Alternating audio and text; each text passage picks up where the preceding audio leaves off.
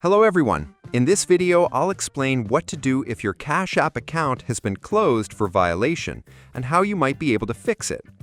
When Cash App closes an account, it usually means they detected suspicious activity, a breach of their terms of service, or repeated issues with payments and transfers.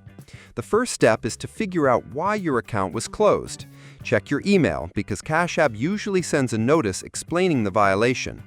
Common reasons include using a fake name, multiple accounts under the same identity, sending or receiving fraudulent payments, or linking suspicious bank details. Next, if you believe this was a mistake, you'll need to contact Cash App support directly. Open the app, go to your profile, scroll down to Support, and choose the option to contact them.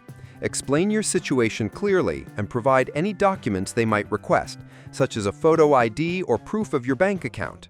Be honest because Cash App uses strict security checks. If your account was permanently banned, you can't reopen it, but you may be able to create a new account using different information like a new phone number, email, and bank account. However, it's important to follow all Cash App rules this time to avoid another closure. Lastly, if you had money left in your closed account, Cash App will usually return it to your linked bank or card within a few business days. If it doesn't show up, support can help track it. So the main steps are: check your email for the reason, contact Cash App support, provide any required documents, and if necessary, start fresh with a new account while staying within their rules. Subscribe the channel for more videos.